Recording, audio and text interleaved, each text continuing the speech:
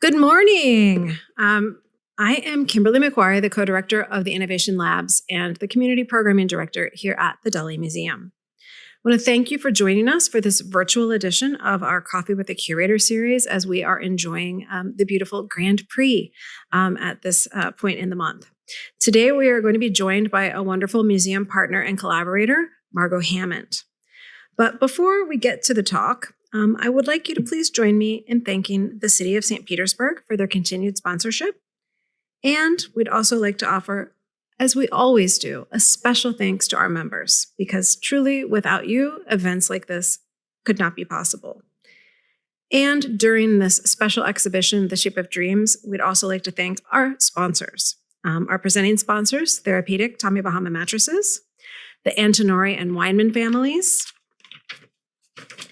and our additional supporting sponsors, Aveda Florida, our airport partners, St. Pete Clearwater International Airport, B&O Creative Labs, Sandy Taraski and David Zern, and our hotel partner, Tradewinds Island Resorts. Now, of course, in addition to these amazing lectures and our wonderful exhibits, you can also learn more about our programming and other fun events that are happening here by visiting our website, thedali.org, for more information about our activities and programming, including these upcoming events. On Wednesday, the 8th, we will be having our art and meditation at the Dalí. If you are able to work your way through the Grand Prix madness to get here, you will get an hour to chill out and relax afterwards, your reward. On the 9th, we will be having our poetry virtually. And then Sunday, the 19th, we'll have our yoga at the Dalí and then our story time for the little ones. Our dream journal workshop in conjunction with the Shape of Dreams exhibit will be on the 21st. And then we'll have a wonderful event in celebration of Women's History Month, which we're partnering with our Dress for Success Tampa Bay partners in order to celebrate women's success. Specifically this year, Dress for Success has produced an amazing calendar featuring women who are success stories. And we will be having not only the director of Dress for Success Tampa Bay, but also some of these women in to share their stories of success. And you'll also be able to pick up the calendar while you're here. It's a really nice way to celebrate not just historical women, but the women who are continuing to lead us by their example and inspire us. And then finally, rounding out the month on the 28th at 5 p.m., we're going to have a performance, Art, Music, and Dreams with ERG and composer David Manson. So a lot of really fun things are coming our way. Now, if you want to join the conversation, you can always reach out to us on social media. Just remember to use our hashtag the Dalí. Now, it's my pleasure to introduce Margo Hammond. Margo, a former book editor for the St. Petersburg Times, has served as a National Book Critics Circle board member and as president of the Southern Book Critics Circle. She wrote a weekly travel column for the New York Times Syndicate and worked at the Atlantic Monthly, the Washington Star, and the Baltimore Sun. She lives in St. Petersburg, Florida, and has been a lecturer, panelist, and workshop facilitator here at the Dalí. And we're thrilled to have her back for Coffee with the Curator. Today, she's going to explore a topic that I and many others have a deep personal interest in, the roles of women in the Surrealist circle. And this is especially topical, I believe, because this is happening here March 1st in honor of Women's History Month. This topic is indeed timely, and even though we're talking about women from a century ago, I think that we face many of the same issues today. And I believe that, Margo's talk will provide important context not only historically, but also for the ways that we think in this very moment. So please join me in welcoming Margo Hammond.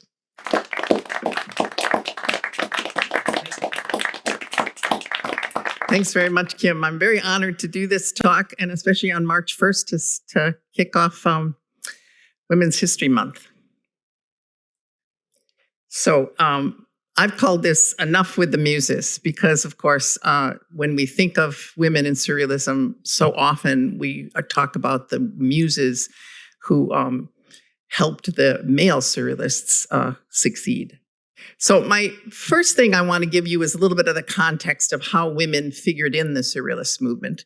And of course, the Surrealist males always said that women were at the center of it, but they were at the center of it in a very specific way.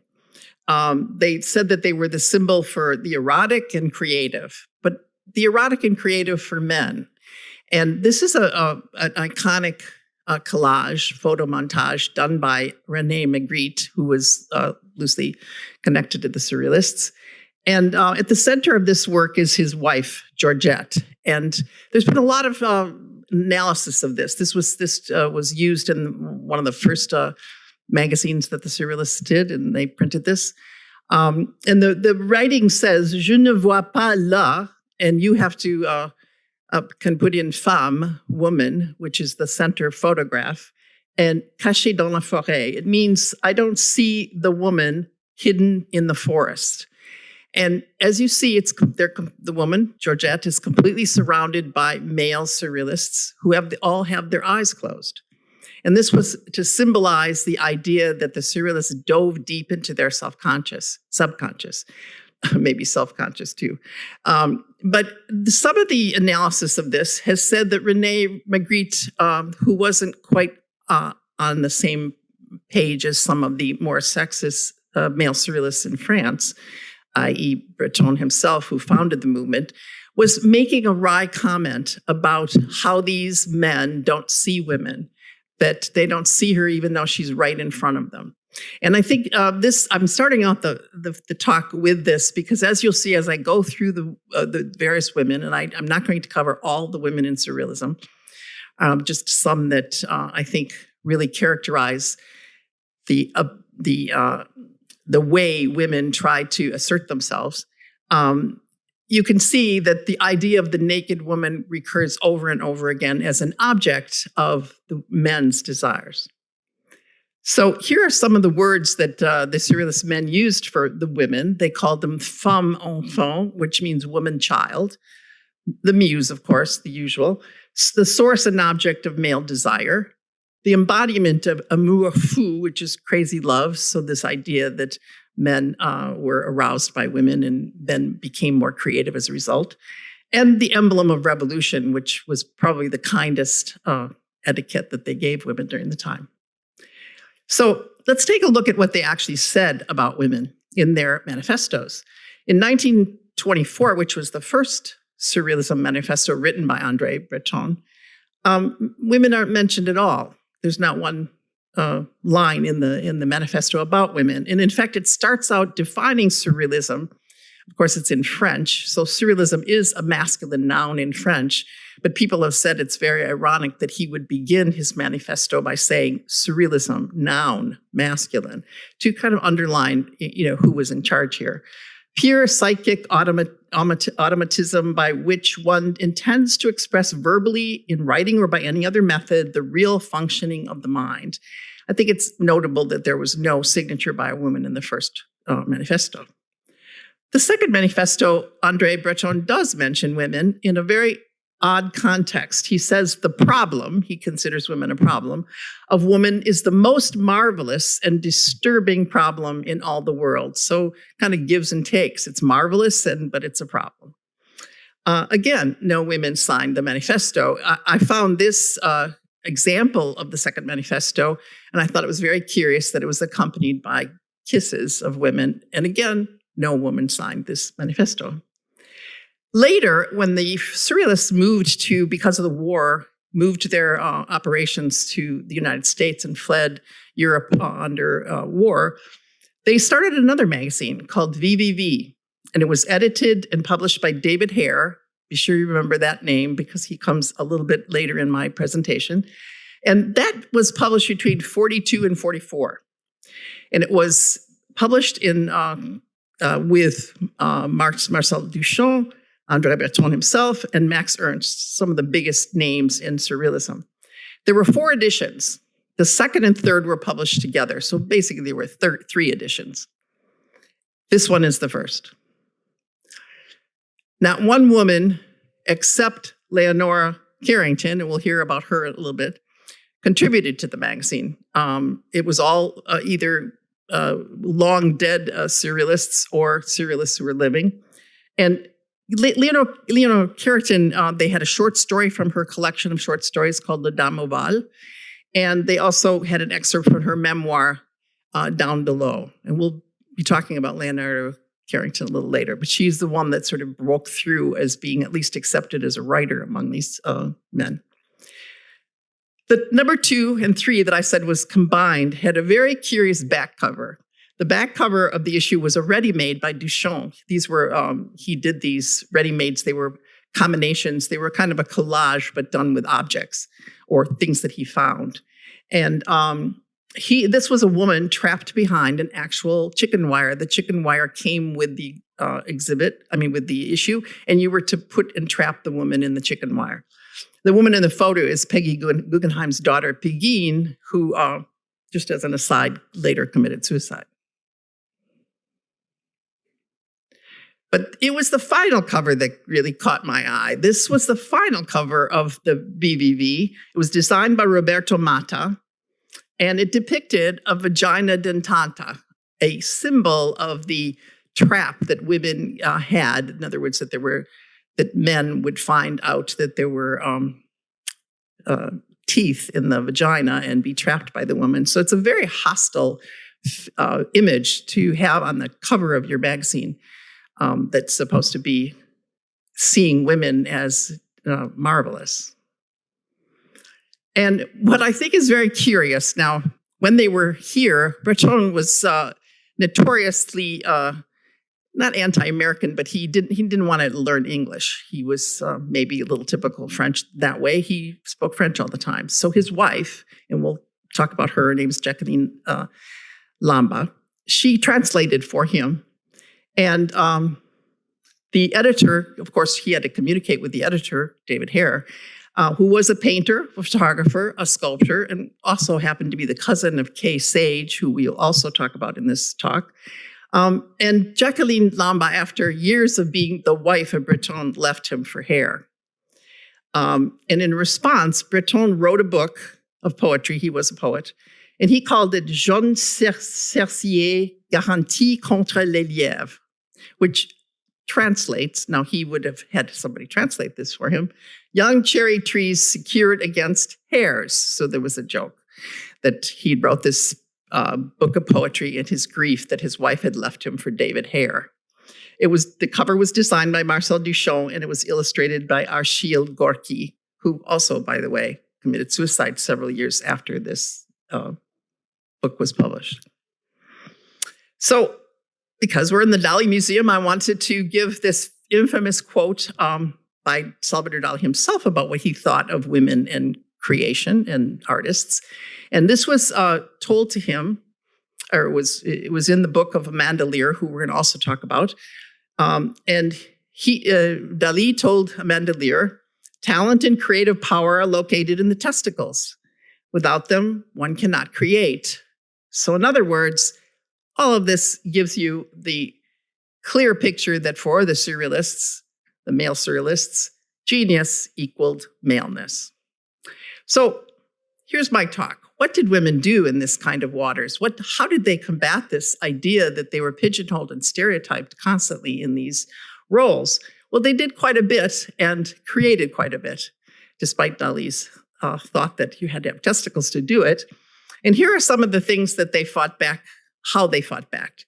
Transmasculinity, androgyny, bisexuality, female friendships, independence, sexual fluidity, and finally, reinventing the muse. So I tried to pick some women within the movement who characterized some of these escape hatches for women in the Surrealist movement. And I started with transmasculinity, and I picked Gertrude Stein. Now, Gertrude Stein is not usually considered a Surrealist, although you'll see in the next slide that some scholars have actually cast her work in the Surrealist mode. But here she is. She's painted by Picabia, who was first a Dadaist, Francis Picabia, a French painter, and he first was a Dadaist and then very briefly was a Surrealist, but he got kind of fed up with the movement and left it. She was, of course, painted famously by Picasso and Valentin. That's the final portrait. I think there's a funny story. This is just an aside, that when Picasso painted this picture of Gertrude Stein, she sat for hours in his atelier to have this done. And when it was done, she said, "That doesn't look like me." And he said, "It will." And I think he was right. She kind of grew into the looking like that. So anyway, as I said, some scholars have placed Stein's work in the Surrealist mode. She wrote very avant-garde, disjointed prose and poetry. And she was a writer. She was an art collector, famously was called the matron of the lost generation because she befriended Ernest Hemingway and so on. So she knew all the people in this that were hanging around Paris during this time. But she was actually not very fond of Surrealist art. But I still think she is a good example of how women fit in by breaking the stereotype of what you think of as a typical feminist gender. So she identified with male geniuses. This is a quote from her that I think I like a lot because she hung around Picasso a lot. She said, "What is a genius? Picasso and I used to talk about that a lot. Picasso and I used to dream of the pleasure of if a burglar came to steal, I should say, something, he would steal his painting or my writing in place of silver or money so that their creations would be more important than silver or money." So she had a salon at 27 Rue de Fleuris in Paris. And first it was with her brother. And then when she hooked up with Alice B. Toklas, she had the salon where they lived with her. And she surrounded herself with men like Picasso and Matisse, and who she considered geniuses. And one time she said, "Comme moi," maybe like me. So this early association of her with genius and maleness points to the way the salon allowed her to act out and organize her social and artistic life around a form of transmasculinity inscribed through homosociality and other geniuses. I get this term, transmasculinity, from a book by Chris Kaufman, in which this is what he argues, is that really by acting more like a man, she could be in the same league as the men that she considered geniuses. Though she's been widely regarded as a lesbian, the fact is that she saw herself in essence as a man. Like many transgendered individuals, Stein identified with lesbianism because, as Gay Wachman suggests, writing of lesbian stereotyping in Lesbian Empire, a negative image can be preferable to a blank when one is struggling. This was also a quote I found in the Gay and Lesbian Review. "If Gertrude Stein were to meet with any licensed psychologist today, she would undoubtedly be diagnosed as having gender identity disorder." Now, I think actually at the time, and we don't know, I mean, Kaufman is just proposing this idea that Gertrude Stein may, in fact, have been transgender and just didn't have the word for it. I mean, this was something that people didn't talk about. You didn't have very many choices if you felt you were male and in a female body. So we don't know. All we know is the exterior. She acted out as a male. And in her relationship with Alice B. Toklas, definitely took on the stereotypical husband role. She would speak at the salon with all the artists while Alice B. Toklas cooked and talked with the wives. And so Alice B. Toklas took on the traditional female role, the wife role. And Gertrude Stein went so far as actually to write Alice B. Toklas's autobiography, even though it was written by Gertrude Stein, it was called an autobiography. She wrote it in the voice of Alice B. Toklas. So the next concept is androgyny. Now, again, back then that word was used a lot. So we didn't have the word transgender, or people couldn't have been sorted out their genders like we may start doing now. Instead, they talked about the androgynous male or the androgynous female.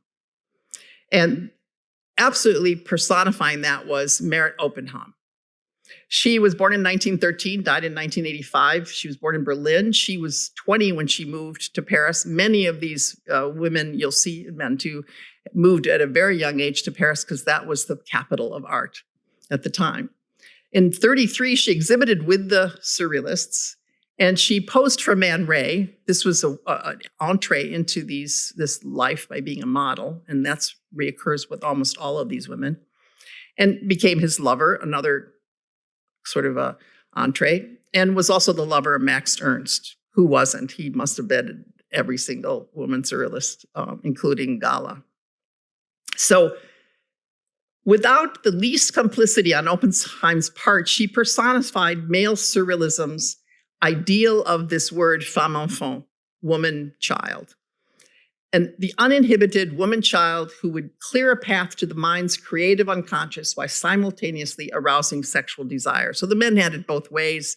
The woman was docile, but also urged them to be creative. This comes from Caroline Lanchenay at a MoMA exhibit in 2017 of Meret Oppenheim. But she's most famous, and she laments this, or throughout her life, she lamented this for an object, because she wasn't primarily considered herself a sculptress, but this object is really what everybody associates her with. It's called, André Breton dubbed it le déjeuner en fourrure, the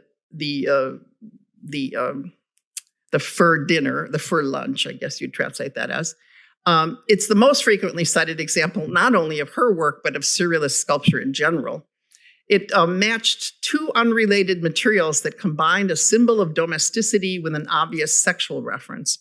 It came about because she came to a cafe where Picasso and Dora Maar were having lunch, and she had something that she had made that was wrapped in fur, and Picasso said, "Wow, you can wrap anything in fur." So she decided to wrap the cup in fur. She claimed later that she was not intending it to be this sexual reference that was laden on it by, especially Breton, that they were taking a sip of a cup that was fur. You could kind of imagine what he was thinking. But she made lots of sculptures that had nothing to do with that. They were just combining both male and female objects. And that's really what she was always intending to do. She was very influenced by Jung, who believed that all of us were combinations of male and female. And so this was heels and string, which were supposed to be a combination of male and female references. But every time she did something, André Breton would reinterpret it. So, for example, and this went on for literally decades. In 1936, she called this sculpture, or this piece, couple. She put two boots together, glued them together as a kind of, incongruous way that the boots were always going to be inseparable. He redubbed it undressing. In 1959, she did something called the Spring Feast, and she meant it as a symbol of fertility. She had a woman lying on a bed full of fruits and flowers and so on.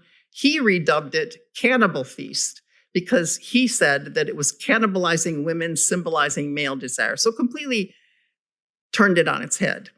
That's when she finally distanced herself from the surrealists. She decided that she didn't really want to call herself a surrealist. So she renounced herself as a surrealist, and she also renounced the term feminine art, again, because her attachment was to this idea of androgyny, that we were all some male and some female. And she believed that art especially had no gender, and that androgyny was the solution to discrimination based on gender. If we were all male and all female, how could one discriminate against the other? And this, I thought, was just a fantastic piece of hers, that she did as late as 1983. Her most famous quote is, "Nobody will give you freedom, you have to take it." But I also like the first quote. It's the artists who do the dreaming for society. And again, her concept was that the dream really was to unite us, not to separate us. She died at the age of 72. One of the things that's really striking about these women, not all of them, but a lot of them lived to a very ripe age. I'm a little older than 72, so that seems young to me, but still, 70s, still good.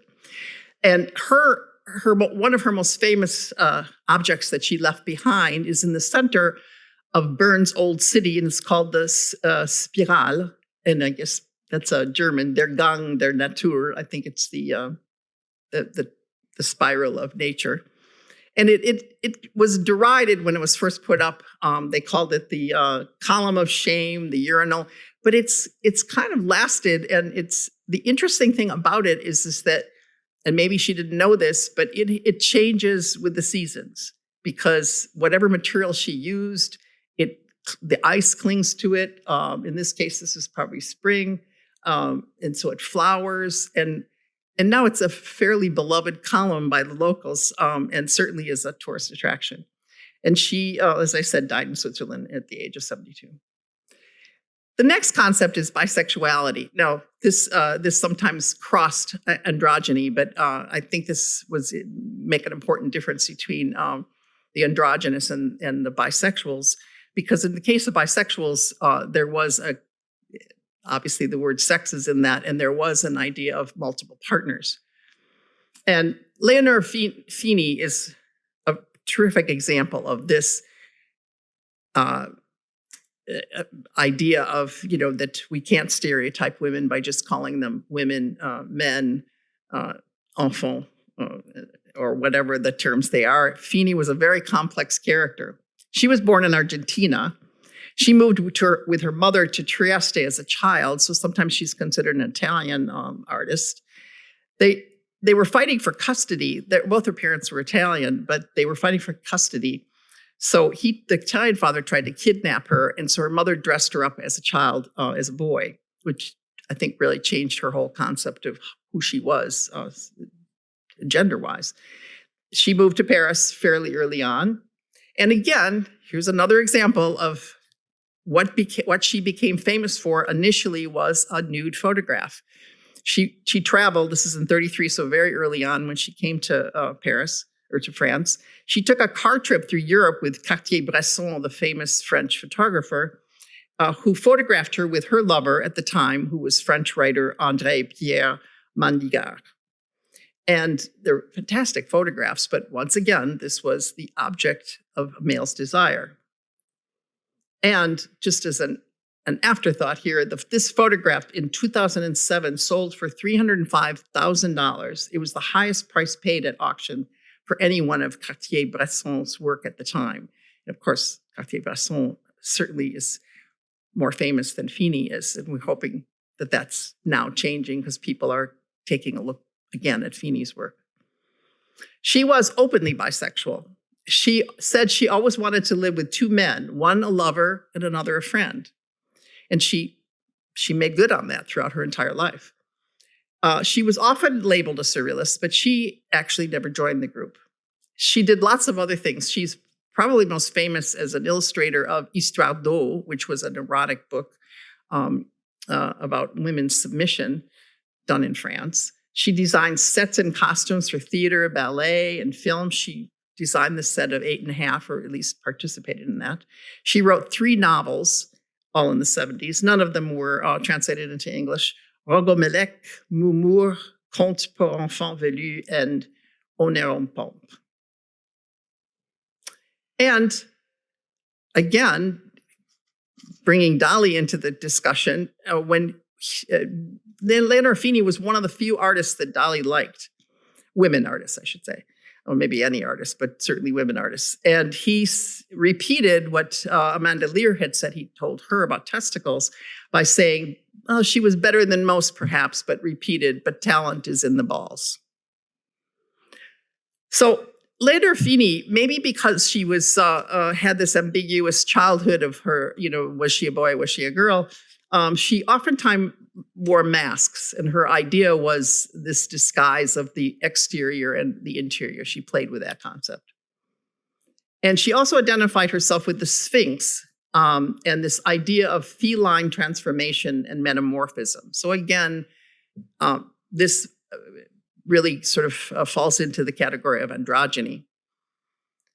This is one of her 1938, where she pictured a woman in armor. And she finally died in Paris, again, at a really ripe old age of 88. Hope I live that long. And the quote I love from her is, "Masquerade, disguise is an act of creativity." And this is a book about her. I think it's curious that her only retrospective in this country, since Surrealism had really exploded here at a certain point, but it took till 2019, so not very long ago, to have a retrospective of Fini in this country, and that it was held at a sex museum. Now, that's nothing, I don't want to be derogatory toward the Museum of Sex in New York, because it's really a fabulous museum, but isn't that interesting that no major museum picked up her work? And this exhibit was really fantastic. This was the entrance, this very provocative entrance of the exhibit. They did a fantastic job in the retrospective. I also want to mention that she depicted her friend, Leonora Carrington, as an androgynous 16th century warrior. You saw the 1938 picture of warriors. She had a series of women in armor. But this one was, she had discarded male clothes at her feet, a kind of idea that she was trying to discard this influence of males on her life. This would have been in the time when she was involved with Max Ernst, Leonor Carrington, and we'll talk about that a little bit later. But I want to underline this friendship that the two of them had.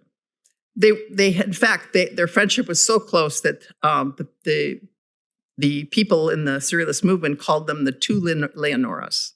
So they had a lot of affinity toward each other.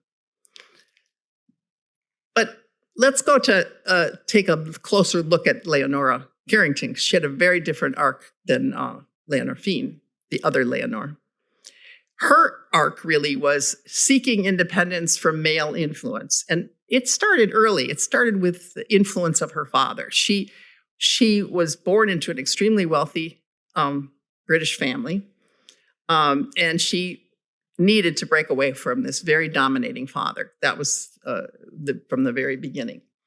And in 1936, she saw a painting by Max Ernst and sort of fell in love with the painting in 1936. And she met Ernst at a party, again in Britain. That was in 1937. And they fled soon after that to Paris.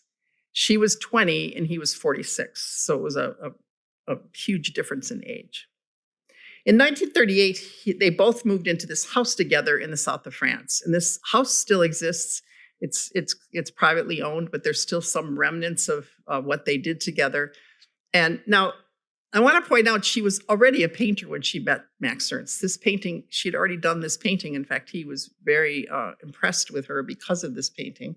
It was a self-portrait she called The Inn of the Dawn Horse. And forever, he saw her as a horse. And you'll see she saw him as a bird, and they painted a lot of paintings together. She slightly resembled a horse. And Portrait of Max Ernst by Leonora, kind of bird-like. He had a character that he called Lap Lap, and he put that in a lot of his paintings. So this was the character of Lap Lap that Leonora painted of him. And this was an incredibly fruitful period for the both of them.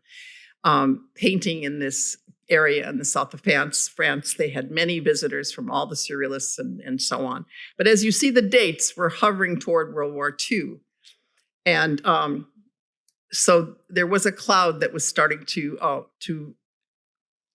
hover over this very special relationship they were having in the south of France. She said, "I didn't have time to be anyone's muse. I was too busy rebelling against my family and learning to be an artist." She saw Max Ernst as kind of a second father in a way. They had a sexual relationship, but it was her ticket out of this very oppressive family. Again, I want to show you one of the iconic photographs of her with Max Ernst. Once again, the woman is naked. He's fully dressed.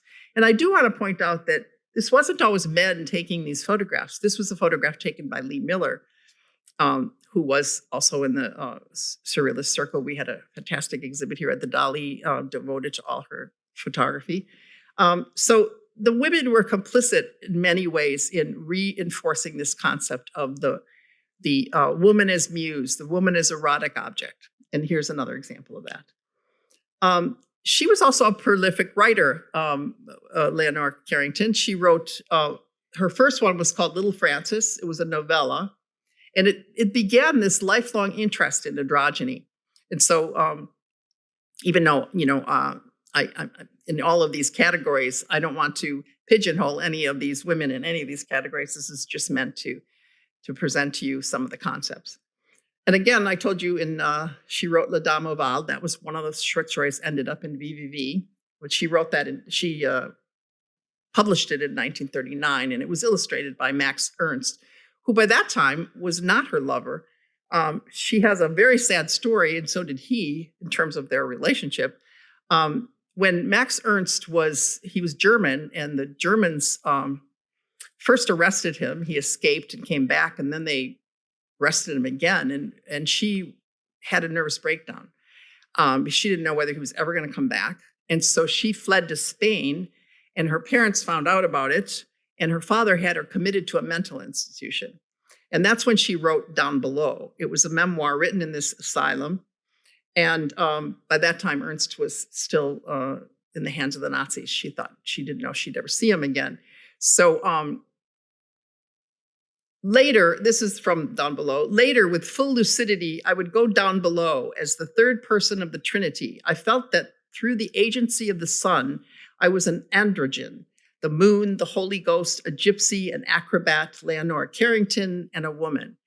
And this was really tapping into who Leonora Carrington really was, which was very mystical, very spiritual. She was really kind of breaking away from this influence of Max Ernst and her father during this period of time.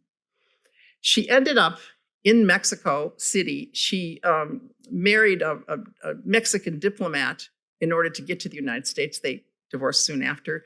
She married again and had children. But most of her life, her adult life and artist career was in Mexico City. She's considered by the Mexicans, they refer to her as a Mexican artist. She's made most of her claim to fame comes from that. I mean, every interview I ever saw of her, people bring up Max Ernst and she'll kind of roll her eyes and say, that was a long time ago. Because she lived, as I pointed out, till she was 88. No, I think she actually lived to her 90s. She was a founding member of the women's liberation movement in Mexico during the 70s. So she was quite active in Mexico way long after her Surrealist period. She also wrote a story on the aging and the female body called The Hearing Trumpet, which criticized the shaming of the nude female body, which I think is an interesting coda to what all of these women went through as these inspirations for the Surrealists. I was mistaken. She died at age 94. They were very long-lived, these women Surrealists.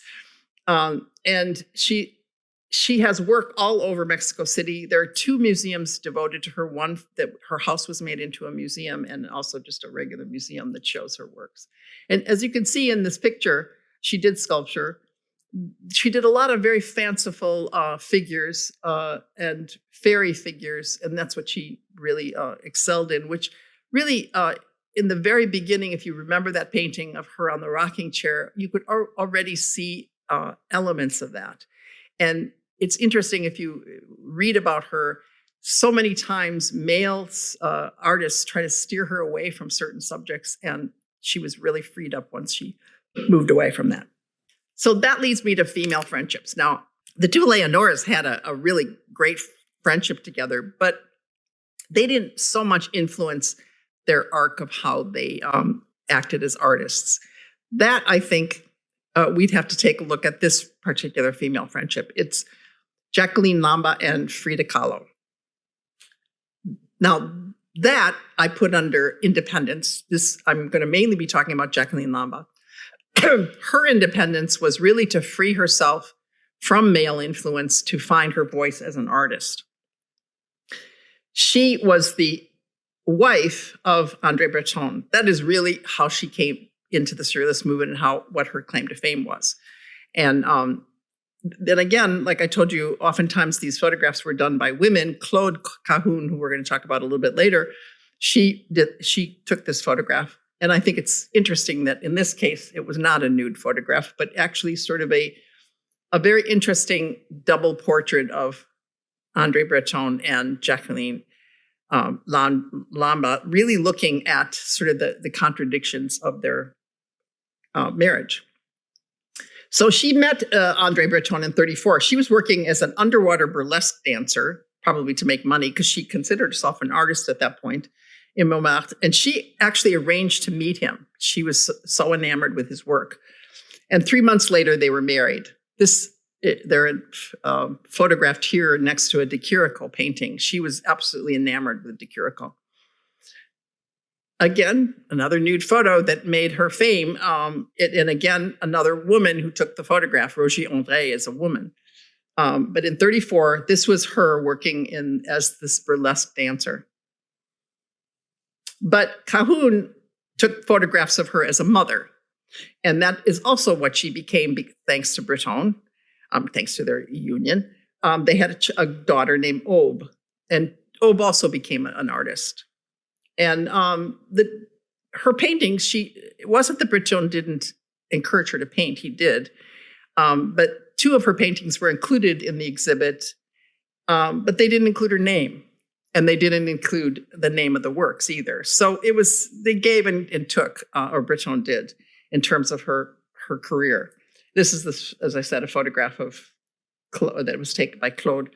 When they visited Claude Cahun, and you'll see this when I talk about her in the next slides, she was living there with her lover. So she also had the title. So she had the title of wife, she had the title of mother, she had the title of friend and lover. But the friend title, this friendship with Frida Kahlo, really changed her life.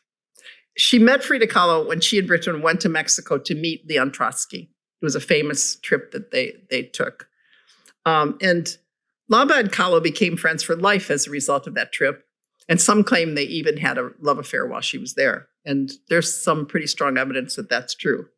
So that's Lamba on the right, Trotsky next to her, and then on the far left, André Breton, and then Diego Rivera, of course, Frida Kahlo's famous husband that she also had trouble disassociating herself with. So they shared, the two, Lamba and Kahlo shared an interest in androgyny, an interest in bisexuality.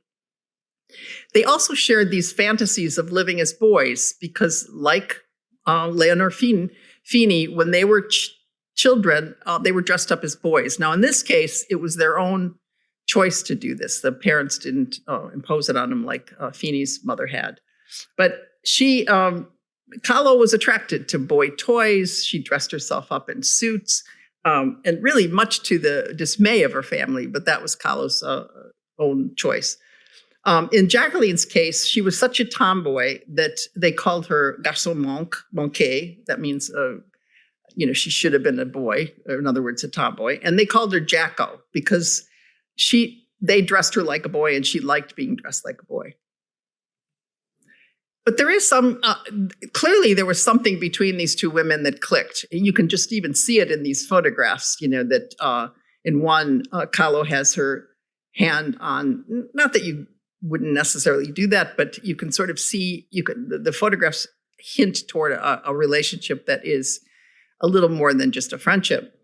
But what really some scholars point to are these letters that Kahlo wrote to Lamba that seem extremely erotic and seem to be alluding to times that they had together that weren't just chatting, that they were physical. I've not forgotten you. The nights are long and hard. Today, I wish my son could touch you. I tell you, my eyeball is your eyeball. That was from Kahlo. Kahlo also, much after this meeting, painted a portrait of her friend. And it's been interpreted as that she understood how fragile Jacqueline was, and she was encouraging her to break away and be her own person. And this portrait is seen that way. She shows her, it's the bride frightened at seeing life opened. In other words, she was pushing her friend to take life by the balls, so to speak. And she pictures in this, her friend is a tiny doll in the left-hand corner, overwhelmed by these fruit in the shape of male and female genitalia. So I just, as an aside, since I'm not really talking about Frida did not consider herself a surrealist. Breton said she was, but she rejected that idea. She said, they thought I was a surrealist, but I wasn't. I never painted dreams. I painted my own reality. She was only 47 when she died. So her friendship lasted until her death. And this is a self-portrait where she is very androgynous, dressed in a man's suit and cropped short hair. So she and Lambda really were connected on that score too. But back to Lambda. In 41, she left with Britain to the United States. The train shifted because of the war. And so artists had to come to the US to protect themselves, even if they weren't Jewish or hunted. Life was really difficult in France. Not everybody left, but a lot of them did. In fact, a lot of them did with the help of Kate Sage, who was very wealthy. We'll talk about that a little bit later. And like I said, she left Breton for David Hare. And she said she told Breton she was leaving him in order to paint. So that seems to me that even though Breton was somewhat encouraging of her career, she realized she was never going to be a painter unless she disassociated herself with the Surrealists. She had a son with David Hare. His name is Merlin. And she did indeed do a lot more painting while she was with Hare. And she exhibited at the Peggy Guggenheim's Art of the Century Gallery in New York. She had her first solo exhibit. That was in 44. But much of this, she destroyed this work.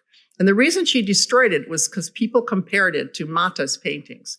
And she was so distraught by this that she destroyed the paintings. This is one of the ones that survived. Here's a couple more.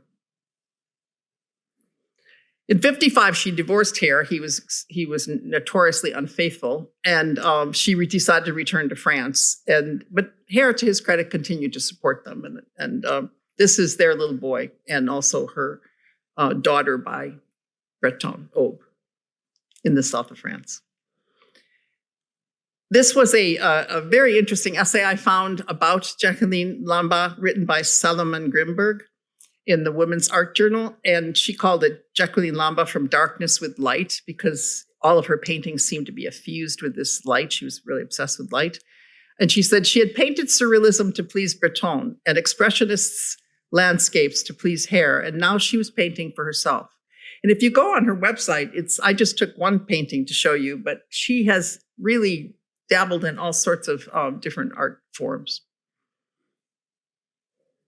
And she died at age 82. Her kids put her in she asked them to find a suitable assisted living place in the south of France, and they found an 18th century French chateau. She literally kept working almost till the day she died, or as she said, as Grimberg put it, she couldn't no longer hold a pencil.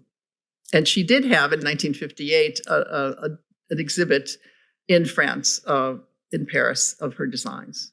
So she was continuing throughout her career after she left the Surrealists and left Hare to be a painter with her own voice. Now, independence didn't always mean leaving the husband, and this is the case balancing the role of wife and artist. This was the case of Kay Sage. This is what she tried to do. She loved Yves Tanguy, her husband, and their careers arced together. But as you'll see in this tale, it ended badly. So she was born in Albany, another very wealthy family. She was first married to an Italian count, I think he was. They call him aristocrat. I think he was a count or a duke.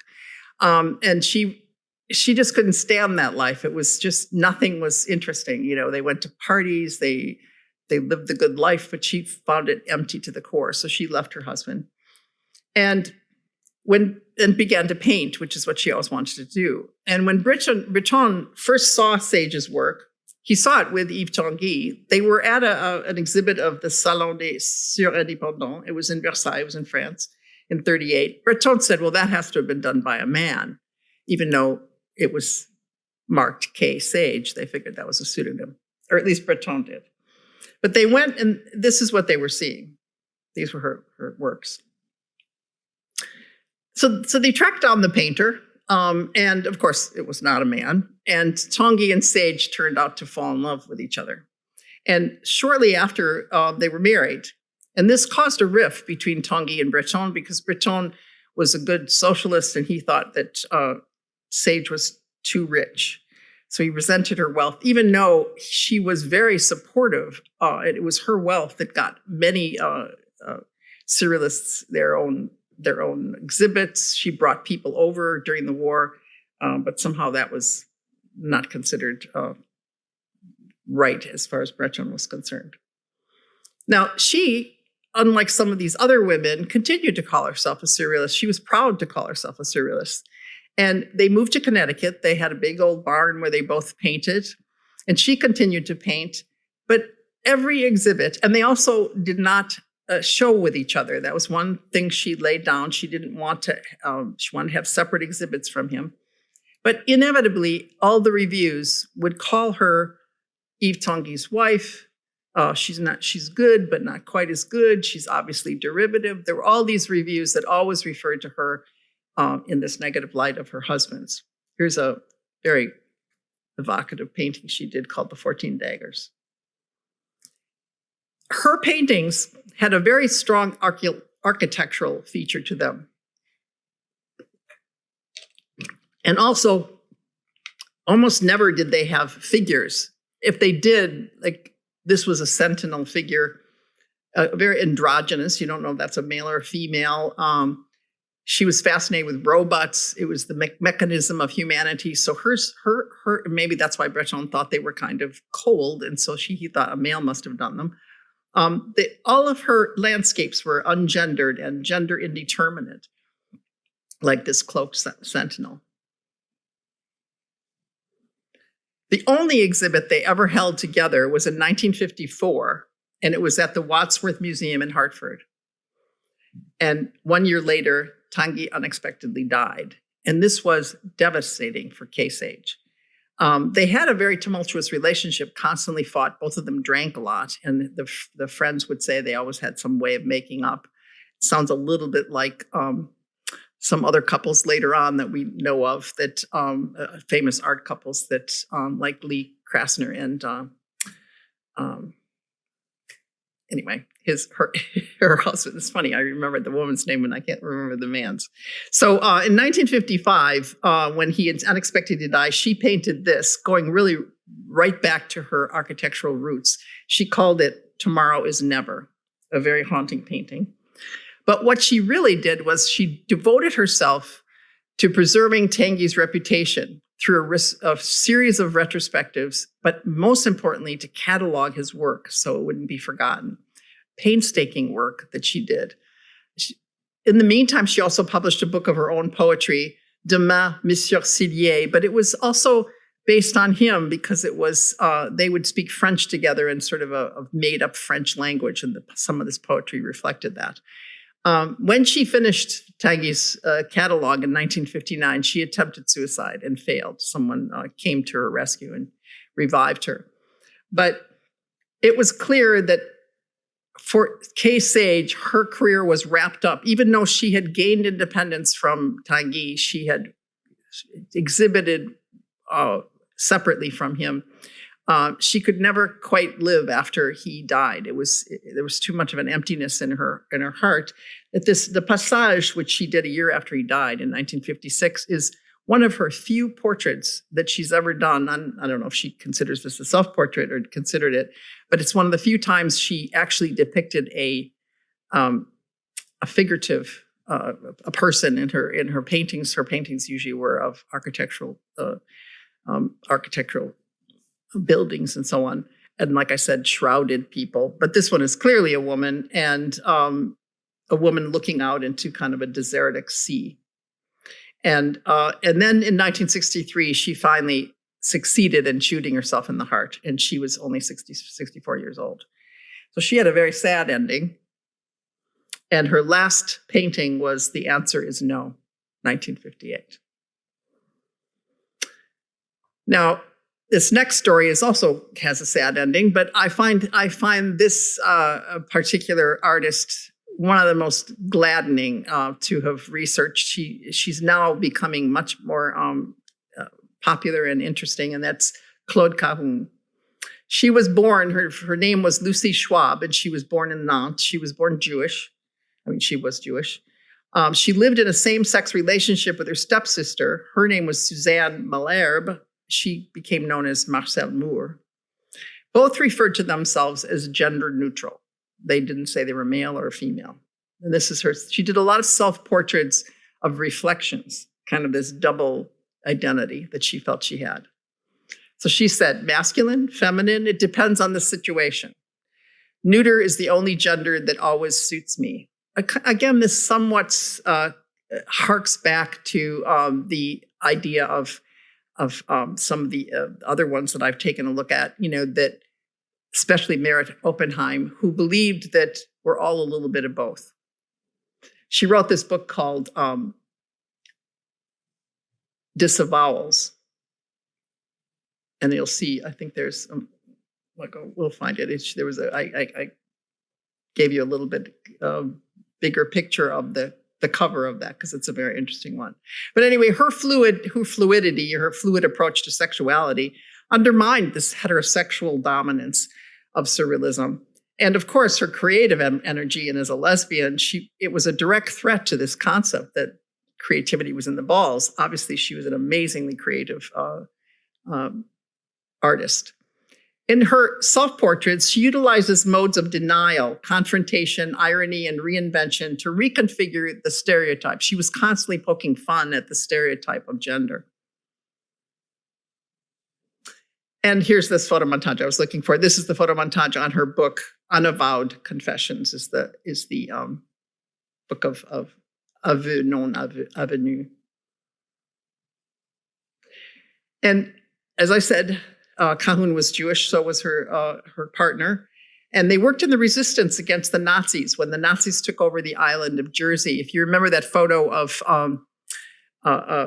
Andre's wife with Aube in Jersey, that was this island that they went to visit.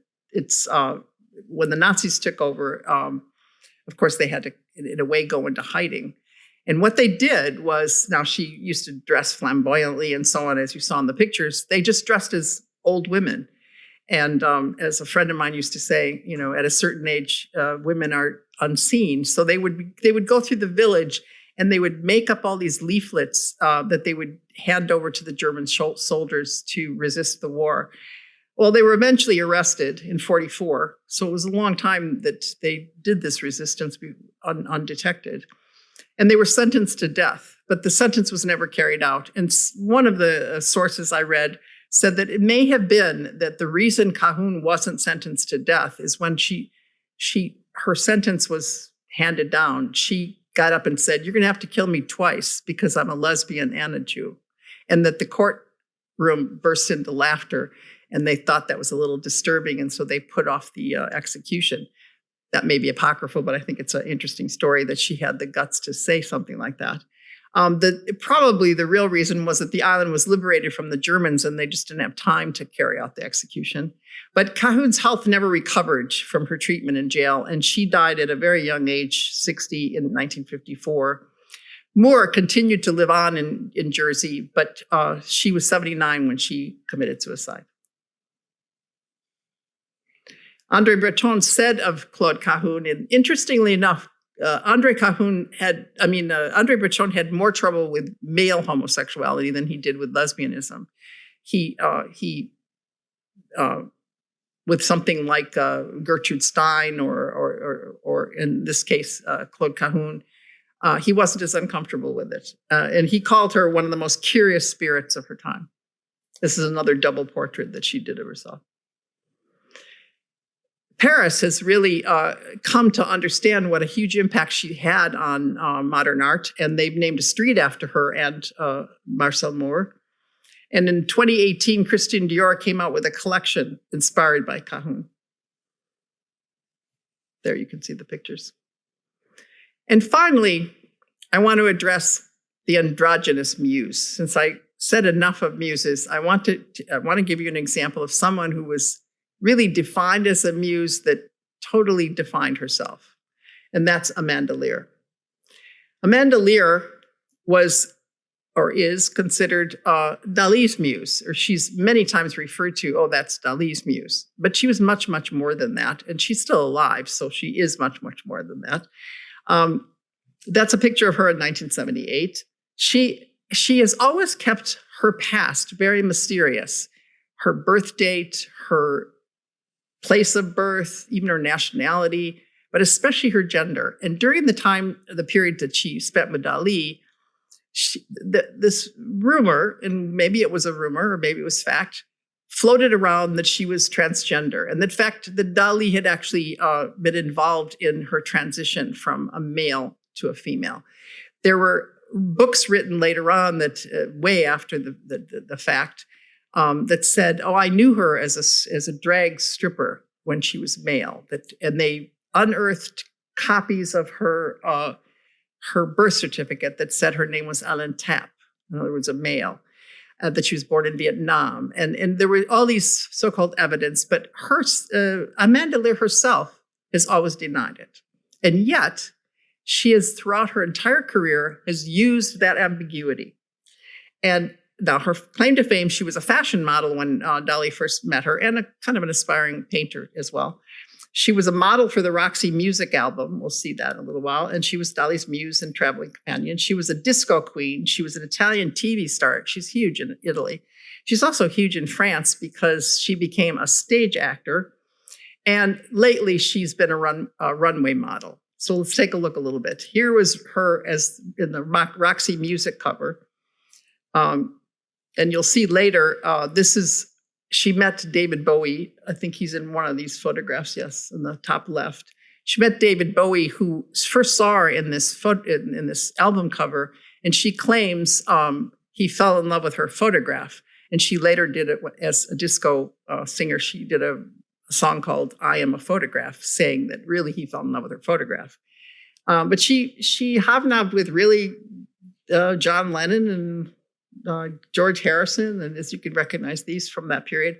And then she met Dalí, and she was really taken by Dalí. You know, she said he had bad breath and was crazy, but she really supposedly fell in love with him in a spiritual way. They obviously never had a sexual relationship, but it was just she entered Dalí's life just at the time when Gala was sick to death of going around with Salvador Dalí. So it was kind of perfect. And Gala kind of gave her blessing for this woman, maybe because she thought she was not really a woman. There was banter back and forth about that. As, you know, did you ever look? How do you really know? And so on. But it was all left to speculation. But he was said to have been, at least for these two sketchings, inspired by Amanda Lear. And his quote, when was asked about her, was she a man, was she a woman? He said, "She is very décorative." She's very decorative.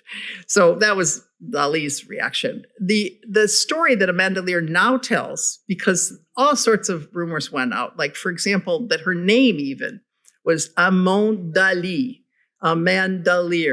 But that proves to be not really true, because there is proof that she married a man named Lear in Britain to be able to get citizenship in Great Britain. And so that Amanda Lear is not really somebody made that up. But these kinds of stories, of course, as she says, brought her fame. So here she is, the mysterious, and I purposely misspelled mysterious, because she constantly gave allusion to the fact that she may have some Mr. in her. And she went around with Dalí. At some point, like on the far right, they kind of mimicked this androgynous look that both of them had long hair. In the middle picture was when she first met him. She was much more androgynous looking, male, female. When she became a disco queen, this was at the urging of David Bowie. David Bowie said, "You should sing. You have the body for it, not so much the vocals for it." He felt she could do the disco. And she did a song called "I Am a Mystery," spelled M-I-S-T-E-R-Y, even though she kept saying that she and Dalí, when people would ask the question, is this true? She would always deny it and say, "That was for publicity. We did it for publicity so people would talk about me." And she's never wavered from that position. She definitely is the original queen of reinvention. She said, Lady Gaga is doing all the things that I was doing, crying with blood. We were doing that years ago. And there is a very famous portrait of that Dalí did of her, she's crying with blood. So she had a point there. These are two of her roles that she did on the stage. In both cases, she played a character that originally was played by a male. In Lady Oscar, this was a very famous movie that Louis de Funès had made, Louis de Funès being a very famous French comic. And they did it on stage, and they turned it into Lady Oscar and put her in the role of Louis de Funès. This would be something instantly that the French would know, that she was playing really a male role. So she played with this mystery throughout her whole life. She said, the more we talked about Amanda Lear, she's talking about herself in the third person, the more the newspapers came out with scoops about my sexuality. I learned this from Salvador Dalí. The soul of business is advertising. So this was just lately in an interview with Curator. So she has continued to repeat this story and has not wavered from it. And here she is in 2020 on the Jean-Paul Gaultier runway, looking pretty good for whatever age she is. She has to be somewhat looking toward 80, maybe into her 80s. Nobody knows because her birth date is contested. Here you see the many morphosis from young to more recent. She said, Surrealism was a good school for me. Listening to Dalí talk was better than going to any art school. I hate to spread rumors, but what else can one do with them? And that she used those kind of tricks of the trade that she learned from Dalí to make people continually talk about her. And in fact, every interview she has, and she's much more popular in France and Italy than she is here, but they are going to do a movie about. Her character's starring in an upcoming movie. She apparently doesn't like the portrayal of it, but every interview they do with her, she returns to this relationship with Dalí. She returns to this concept of reinvention. And here she is with some of her paintings. The center one was a very early one that she did where it's clearly her face on sort of a queen, but she did all sorts of styles. Here's some more recent ones. The one on the far right is clearly inspired by her relationship with Bowie. But, it's for others to judge the worth of her paintings, but she still does paint and sells them. There's another two. So I'm going to end with a quote by her. And I leave it up to anybody to guess exactly what her life is all about. But I do think that what you can say about all these women is through whatever means necessary, they figured out how to free themselves to be themselves. Whether it was to be more masculine, be more masculine, feminine, completely reject those terms, or in Amanda Lear's case, just confuse the hell out of people. Whatever they did, they became their own person. They found their own voice and they stood independent. And I think that's really the sum up of what I'd like to say on the first of Women's History Month is that, as you can see, none of them totally rejected liaisons with men. None of them were men haters, but they found their own voices. They found that they could stand on their own. And they did some pretty remarkable work. So this is the final quote I'd like to leave you with. Gender is a way of trapping people in a category. You are heterosexual, homosexual, bisexual, transsexual. I don't care. We are all human beings. So I leave that. I leave Amanda Lear's wish that we would look at artists and ourselves as just people. And there's the many faces of Amanda Lear. Thank you much for your attention. Hope you enjoyed this and have a wonderful Women's History Month and do something special with your precious life, as one poet that I love always used to say. Thank you.